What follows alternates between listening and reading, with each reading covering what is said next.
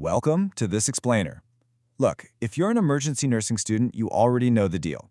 You are about to step into one of the most chaotic, high-stakes environments in the entire medical field.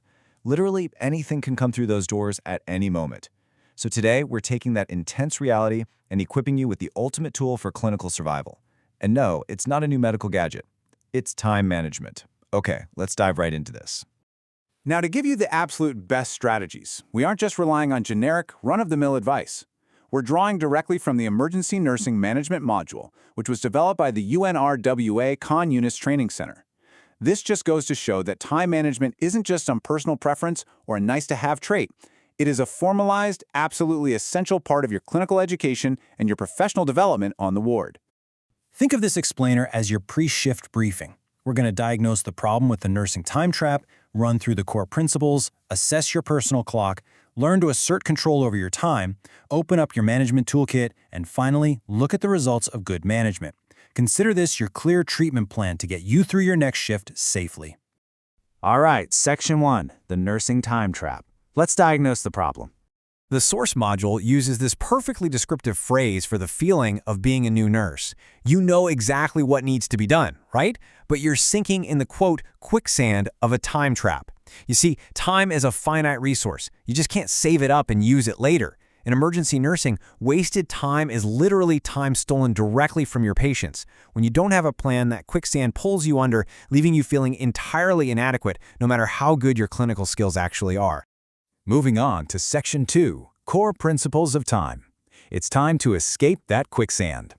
Here is absolutely the most crucial point. We have to let go of a very dangerous myth. As students, you're going to hear people say, "Oh, I work better under pressure," treating adrenaline like it's some sort of badge of honor.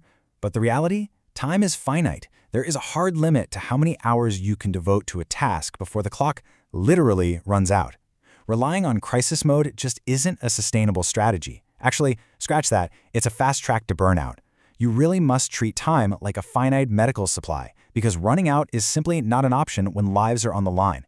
And that brings us to what time management actually means in your specific context. It isn't just some corporate buzzword. It is the hardcore clinical skill of taking absolute control over your patient care by deliberately choosing your priorities.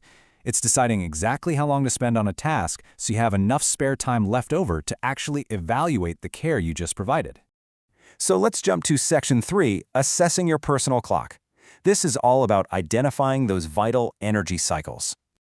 As an emergency nursing student, shift work is going to completely throw your body for a loop. But even within those chaotic shifts, you have peak energy cycles. Are you a morning person? Or maybe an evening person? When is your energy at its absolute highest?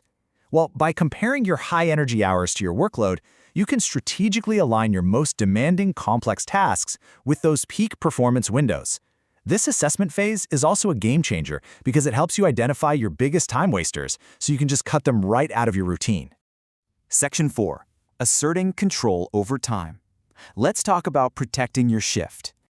I want you to ask yourself, how do you say no without guilt? This is arguably one of the hardest things for empathetic, sensitive care providers to do, especially nursing students who are just eager to prove themselves, right?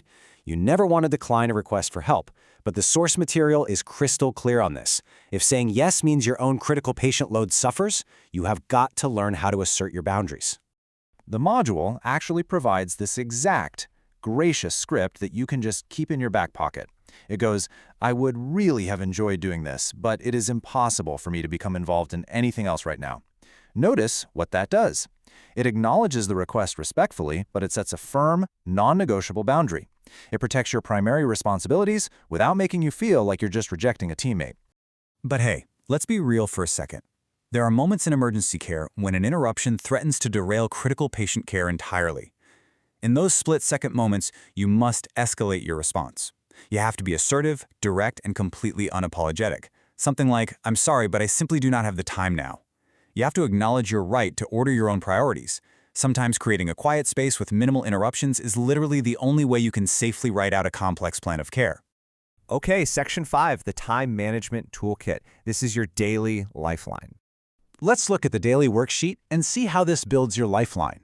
First, you start with a master to-do list, and you just keep adding to it as new tasks arise.